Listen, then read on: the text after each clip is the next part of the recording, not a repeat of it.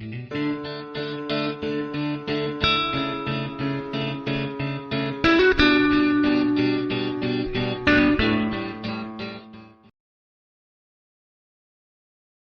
Everyone, welcome to all. तो chemistry में हमने कल आपको बताया कि निलंबन क्या होता है, उसमें आपका कोलाइडी क्या होता है, टिंडल प्रभाव, ब्राउनियन गति, जो कि काफ़ी इंपॉर्टेंट टॉपिक्स थे एग्जाम के दृष्टिकोण से। तो हमने लास्ट में आपको एक टॉपिक बताया था कि मिश्रणों का पृथक्करण किस प्रकार किया जाता है। तो उसमें हमने आपको तीन टॉपिक बताए थे। आपका जो इम्पोर्टेंट, उन तीनों में जो सबसे ज़्यादा इम्पोर्टेंट है वो है आपका अपकेंद्रीकरण। ठीक है, तो उससे रिलेटेड क्वेश्चंस क्या आते हैं, जैसे आपका हो गया कि वॉशिंग मशीन में जो धुलाई होती है कपड़ों की या उनको जो सुखाया जाता है, तो उसमें कौन सी विधि का प्रयोग किया जाता है। तो उसमें आपकी अपकेंद्रीकरण यंत्र का प्रयोग किया जाता है। अपकेंद्रीकरण का यंत्र का जो विधि है उसका उपयोग किया जाता है कोलाइडी कणों के लिए। कोलाइडी कण क्या होते हैं, जब आप अपकेंद्री यंत्र का प्रयोग करते हैं और कोलाइडी कणों को बहुत तेजी से घुमाते हैं, तो जो भारी कण होते हैं वो नीचे बैठ जाते हैं और जो कोलाइडी कणों के हल्के कण होते हैं वो ऊपर उड़ जाते हैं। मतलब इसमें इस प्रकार आप दो अलग अलग पदार्थों को पृथक कर सकते हो। तो रक्त और जो मूत्र की जांच करने में भी अपकेंद्रीकरण विधि का प्रयोग होता है। तो उससे रिलेटेड जो आज हमारे पास तीन टॉपिक छूट गए थे, वो तो न केवल फॉरेस्टर बल्कि जो और भी एग्जाम्स होते हैं साइंस से रिलेटेड, तो उनसे रिलेटेड बहुत सारे क्वेश्चंस आते हैं। जैसे प्रभाजी आसवन से हो गया, आपका आसवन से हो गया, या क्रोमेटोग्राफी से हो गया, तो इनसे रिलेटेड काफी क्वेश्चंस आते हैं। तो आज की वीडियो में हम इन तीनों का डिस्कशन करेंगे कि आपका जो आसवन यानी डिस्टिलेशन क्या होता है, प्रभाजी आसवन यानी कि फ्रैक्शनल डिस्टिलेशन क्या होता है, और क्रोमेटोग्राफी जिसको कि हिंदी में वर्ण लेखन कहते हैं, तो इनका यूज कहाँ होता है, या इन विधियों मतलब इन विधियों द्वारा आप कौन से मिश्रण को पृथक कर सकते हो, तो ये बताएंगे हम इस वीडियो में।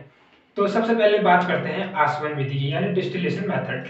तो आसवन विधि का प्रयोग मुख्यतः कहाँ किया जाता है, जहां कोई आपके पास कोई लिक्विड है यानी द्रव है और इसमें कोई अशुद्धि घुली हुई है, तो उन अशुद्धियों को दूर करने के लिए आपका आसवन विधि का जो डिस्टिलेशन मेथड है मुख्यतः उसका प्रयोग किया जाता है। तो इसका जो एक महत्वपूर्ण एग्जांपल है जो एग्जाम्स में अक्सर पूछा जाता है, कि जो आपको डिस्टिल्ड वाटर मिलता है यानी जो आसुत जल उसको कहते हैं, जिसका पीएच मान 7 होता है, वो वह कौन सी विधि द्वारा प्राप्त किया जा सकता है, तो यह किया जाता है आसवन विधि द्वारा। या जो समुद्र से जो आपका जल प्राप्त किया जाता है, अगर उस समुद्री जल को अगर आप शुद्ध करना चाहते हैं, यानी उसमें जो भी अशुद्धियां हैं, नमक हो गया, सोडियम क्लोराइड जिसको कहते हैं, उन अशुद्धियों को आप दूर करना चाहते हैं, तो उसके लिए भी आसवन विधि का प्रयोग किया जाता है। तो आसवन जो विधि होती है डिस्टिलेशन मेथड, वो होती क्यों है, उसका जो मुख्य काम होता है वो होता है घुलनशील अशुद्धियों को दूर करने के लिए।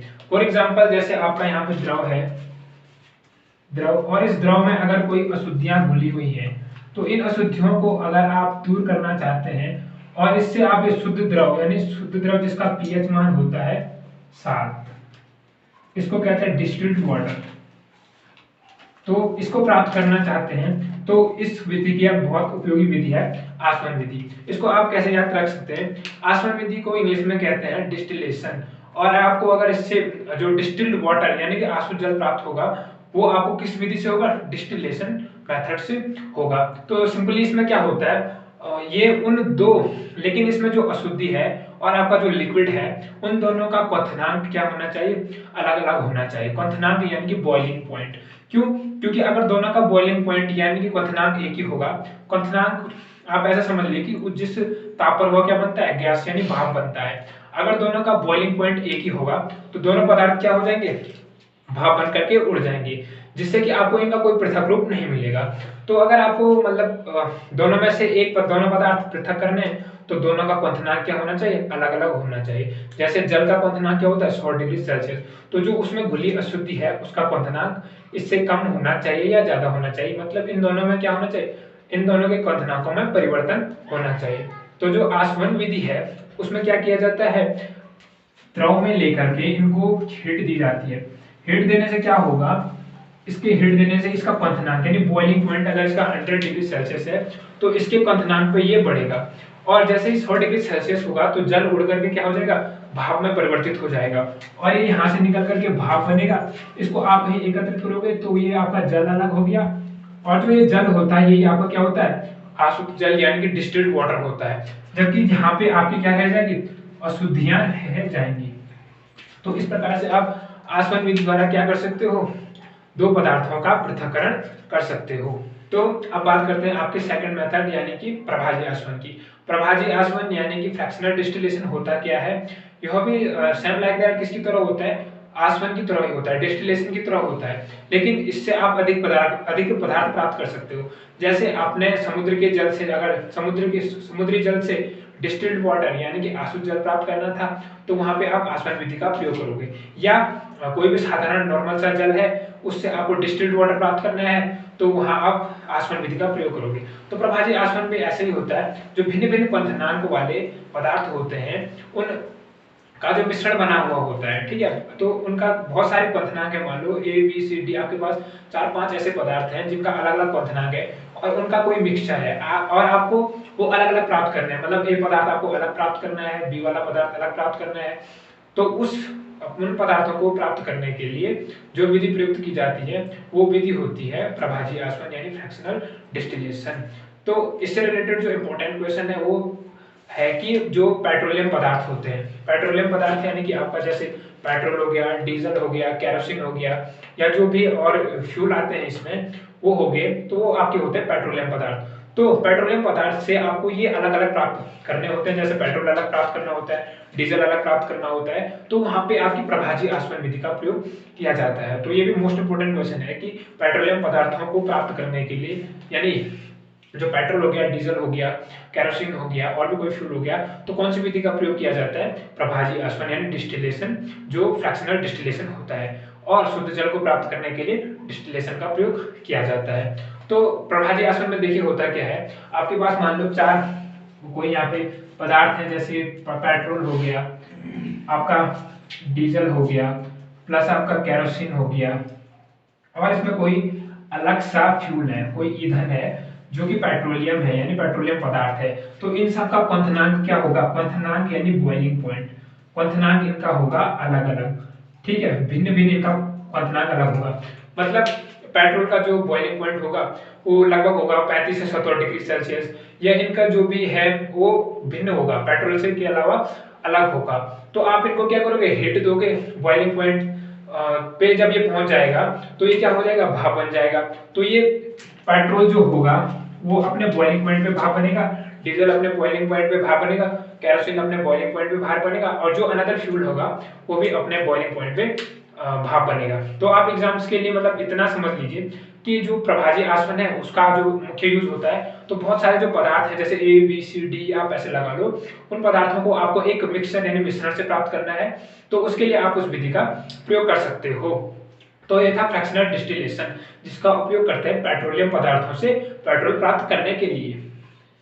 अब बात करते हैं यहाँ पे तीसरी विधि की, जो कि है क्रोमेटोग्राफी। क्रोमेटोग्राफी एक इंग्लिश यानी ग्रीक सब टाइप का कोई वर्ड है। तो आपका जो क्रोमा का मतलब होता है रंग, और ग्राफी का मतलब होता है लिखना, यानी इसको हिंदी में कहते हैं वर्ण लेखन है, वर्ण लेखन। वर्ण का मतलब होता है रंग, तो जो रंग होते हैं उनको अगर विलायकों से पृथक करना है, अलग करना है, तो वहां पे यूज होता है क्रोमेटोग्राफी का। तो अब बात करते हैं क्रोमेटोग्राफी की।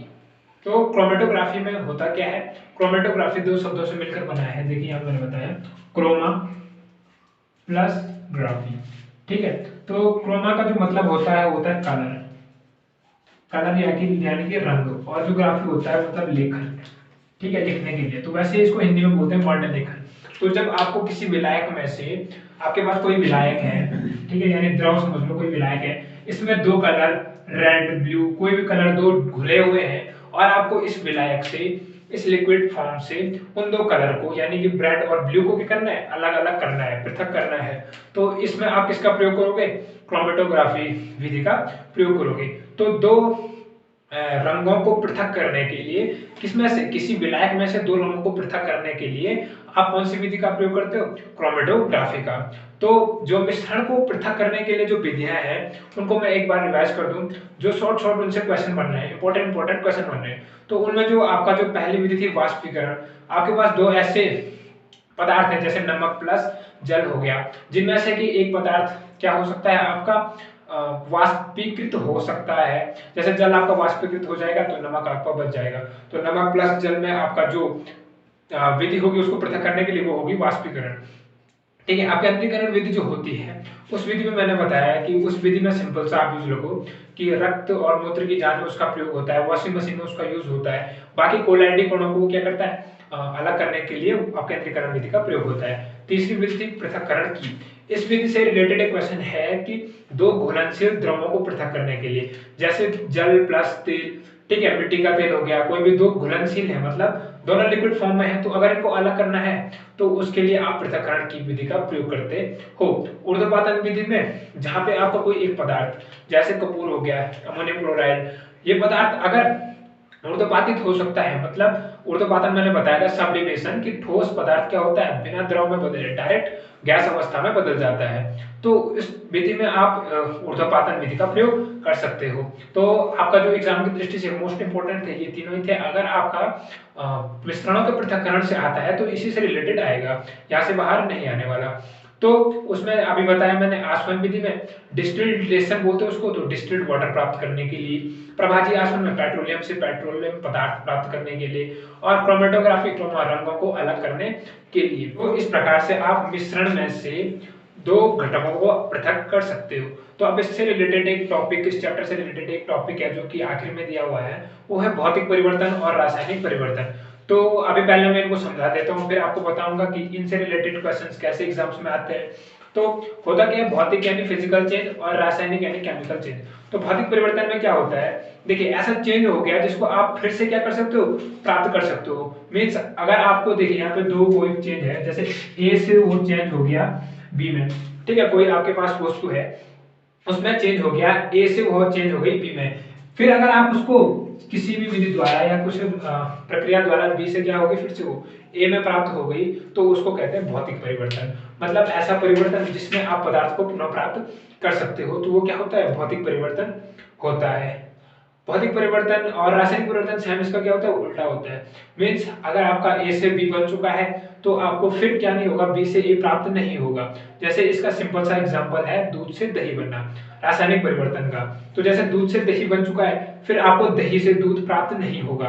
तो इसके एग्जांपल्स पूछते हैं। तो जैसे अब देखिए इंपॉर्टेंट जो एग्जाम्स में आता है वो आता है मोमबत्ती से रिलेटेड, ठीक है, इसमें काफी कंफ्यूजन होता है मोमबत्ती से रिलेटेड। तो देखिए क्योंकि मोमबत्ती से रिलेटेड दो क्वेश्चन बनते हैं, जिसमें एक में भौतिक परिवर्तन भी होता है और रासायनिक परिवर्तन भी होता है।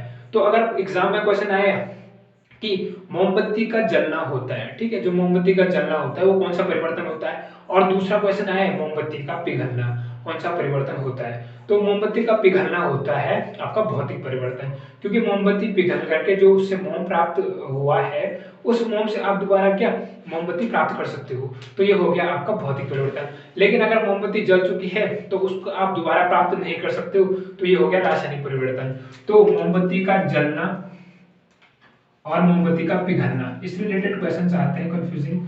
तो जलना हो गया आपका रासायनिक परिवर्तन और पिघलना हो गया आपका भौतिक परिवर्तन। तो देखिए भौतिक परिवर्तन को कहते हैं आपका उत्क्रमणीय परिवर्तन और रासायनिक परिवर्तन को कहते हैं आपका अनुत्क्रमणीय परिवर्तन। दोनों की जो डेफिनेशन यानी परिभाषा है वो एक ही है कि अगर आप जब परिवर्तन करोगे तो अगर आपको वह पदार्थ पुनः प्राप्त हो जाएगा तो वो होगा भौतिक परिवर्तन, और अगर वो पदार्थ पुनः प्राप्त नहीं होगा तो हो जाएगा आपका रासायनिक परिवर्तन। तो भोजन का पाचन जैसे आपका कौन सा परिवर्तन हो गया, तो इससे रिलेटेड क्वेश्चन है भोजन का पाचन आपका हो गया रासायनिक परिवर्तन, क्योंकि जो पचा हुआ भोजन है उससे आप दोबारा वही भोजन प्राप्त नहीं कर सकते हो। तो इस प्रकार से आप भौतिक परिवर्तन और रासायनिक परिवर्तन में अंतर समझ गए होंगे। तो एग्जाम्स में अगर इससे रिलेटेड कोई भी क्वेश्चन आएगा तो आपको ये देखना है कि क्या आप जिस चीज से जिससे आपका परिवर्तन हुआ है क्या आप पुनः उसी चीज को प्राप्त कर सकते हो, तो वो हो गया भौतिक यानी उत्क्रमणीय, और अगर नहीं कर सकते वो हो गया रासायनिक यानी कि अनुत्क्रमणीय परिवर्तन।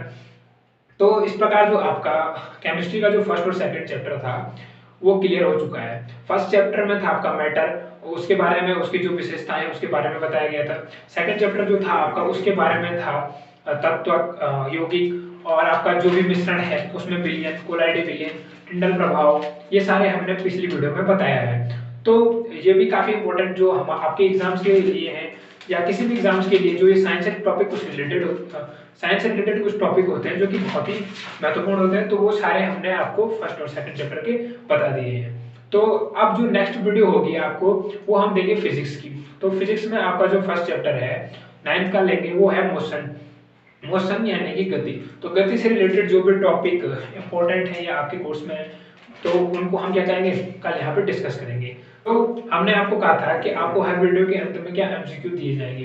तो इसमें जो चैप्टर है उससे रिलेटेड एमसीक्यू मींस आपको अभी हमने कहा था कि टॉप 25 एमसीक्यू मिलेंगे। तो फर्स्ट चैप्टर और जो सेकंड चैप्टर है उनसे रिलेटेड हमारे पास 25 ऐसे एमसीक्यू हैं जो कि एग्जाम की दृष्टि से महत्वपूर्ण है। अगर जो फर्स्ट चैप्टर सेकंड चैप्टर है वैसे एग्जाम की दृष्टि से उतना इंपॉर्टेंट नहीं था। इनसे रिलेटेड जितने भी क्वेश्चंस बनते हैं वो हमने उनमें ऐड किए हुए हैं तो वहां से आपको मिल जाएंगे।